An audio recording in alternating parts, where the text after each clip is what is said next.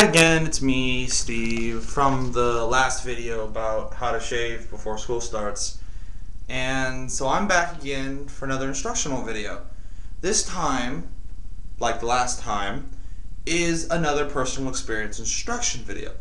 Now, for those of you who don't know, because you don't live by me, you haven't heard that I, on the way back from the store, fell off my bike.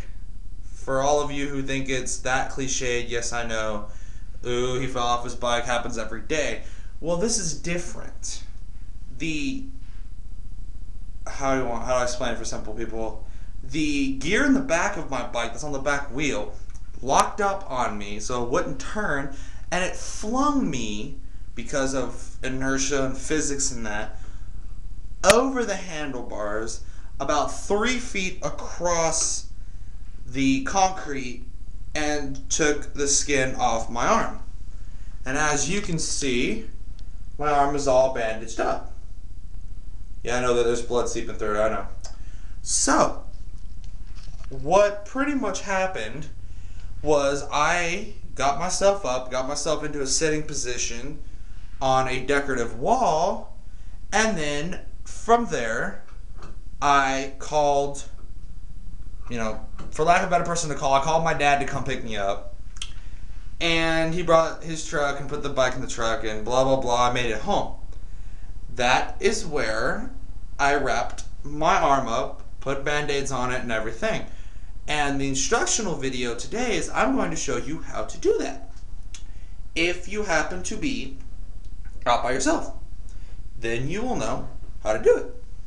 So, the first thing we have to do is, if you are like me and have two major areas or one really major area of lack of skin, if you take the skin off, the first thing you need to do is wash it off with a wash rag and water. So what you do is you take the wash rag, you wipe it all on your arm and everything, to get off all the stuff and all the blood and everything. Of course, I've already done it, so I'm kind of half pretending here. Anyways, so that's what you do. You rub it and everything. Yeah, you rub. Once it's all nice and clean, and yes, this is going to hurt a lot. Once it's all nice and clean, then what you must do is you take what's called Bactine. Ding. Bactine. Yes, in a spray bottle. So, there are many other knockoff versions of this. Do not use bug spray. Bug spray won't do it. Pretty much what Bactine does, is it helps, hold on, I'll read on here. It is first aid to help prevent bacterial contamination or skin infection, and temporarily relieves pain and itching associated with minor cuts, scrapes, burns, sunburn, and skin irritations. So, then, after you've applied that, and that's going to hurt as well, for most people, after you've applied that, then what you must move on to do is you then want to, after washing it into that, assess if you just want to put a big band-aid on it or if you want to wrap it up. For mine, I obviously, well, you probably can't see because there's layers on here, but I put some what's called sterile gauze pads. Ding! You can pick these up, Walgreens, CVS, whatever, sterile gauze pads. Then, what you must do after that is you can either do like I did and put a band-aid on top of the sterile gauze pad to hold it in place, or you can use what's called waterproof adhesive tape. Yeah, see. And you can get this from a lot of different places. And it's pretty much just, it's just for holding on bandages and stuff.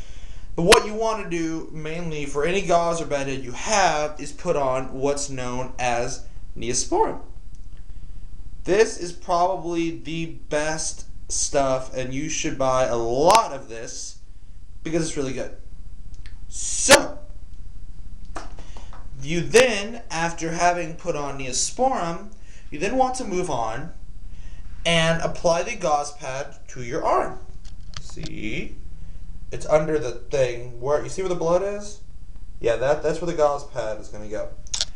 So, then you must, it's kind of hard to hold the camera because I've got a bandage on my arm. So, anyways, yeah, it's a bandage, by the way, for all of you who can't put two and two together in your head. The bandage is going to cause restriction of movement, which you're just going to have to deal with until it heals.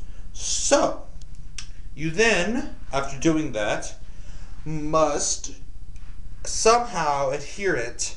If the gauze doesn't adhere itself, doesn't have stickiness on it, then you want to put a band-aid over it, depending on the size of the gauze pad, or you want to wrap it in gauze bandage, or just regular bandage, whatever you want. You can go to CVS, Walgreens, Target, pharmacy, whatever, and get some. It's relatively inexpensive, depending on how you want to do it. Anyways, the point of the matter is you need to wrap it in something that's cloth or cloth-like. Gauze is the preferred thing, but you can wrap it in whatever you want. So, then, after doing such, you then want to apply, again, the adhesive tape. Yes, adhesive tape, yes. Waterproof adhesive tape. It usually comes in a metal tin. For those of you who don't know how to do it, you just slide it down and it opens. See? There you go. So, then after doing such, you put it on there, you wrap it around, and then you can apply more hardcore gauze and bandage as needed. I have some here. It's called elastic bandage. This is more of reusable bandage because it has those little clippy things on it. But in the overall scheme of things, this is good if you really need to restrict the motion and you don't want to use a splint or can't use a splint. So anyways, that's mainly the thing you want to do. You just want to wrap it up, clean it, wrap it, and make sure it stays dry and as clean as possible so it can heal. About 3 to 4 days later, it should be fully healed. Mine isn't because it's only been 2 days. So, but like I said, again, disclaimer, I'm not a medical professional. I'm just speaking from personal experience. So don't take me for my words seriously, and don't comment me if this fails for you, which I don't know how it's going to fail, but I know somebody out there is going to fail for them. So anyways, just don't comment me, and I'm towards the end of the 10-minute limit for YouTube and such. So anyways, that's the quick version how to do it. Comment me if you want better help, and I will see you the next time I figure out something I want to tell you how to do. See ya!